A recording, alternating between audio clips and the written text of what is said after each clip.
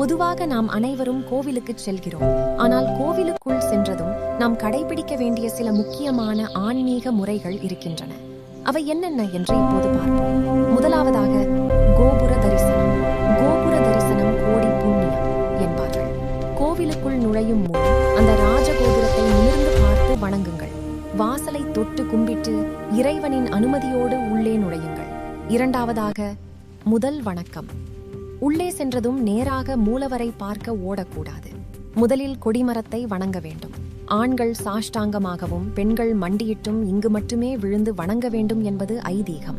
மூன்றாவதாக நிதானம் அவசியம். கோவிலை சுற்றும் போது வேகமாக நடக்கவோ மற்றவர்களுடன் அரட்டை அடிக்கவோ கூடாது. மனதிற்குள் இறைவனின் நாமத்தை ஜபித்தபடி மிகவும் பொறுமையாகவும் நிதானமாகவும் வலம் வர வேண்டும். நான்காவதாக மூலவர் தரிசனம். கருவறையில் தீபாராதனை காட்டும் போது கண்களை நன்கு திறந்து இறைவனின் திருவுருவத்தை மனதார கண்டு தரிசிக்க வேண்டும். அந்த தெய்வீக ஒளியை நம் கண்கள் வழியாக மனதிற்குள் பதிய வைக்க வேண்டும். ஐந்தாவதாக அமர்ந்து செல்லுதல். தரிசனம் முடிந்தவுடனே வெளியே கிளம்பி விடாதீர்கள். பிரகாரத்தில் சிறிது நேரம் அமைதியாக அமருங்கள். இறைவா, என் குறைகளை தீர்த்து வை என்று மனமுருகி பிரார்த்தனை செய்து நிறைவான மனதோடு வீட்டிற்கு செல்லுங்கள்.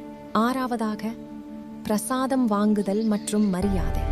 தீர்த்தம் மற்றும் பிரசாதத்தை வலது கையின் கீழ் இடது கையை வைத்து ஏந்தி பெறுங்கள். தீர்த்தத்தை சத்தமின்றி கீழே சிந்தாமல் பருகுங்கள்.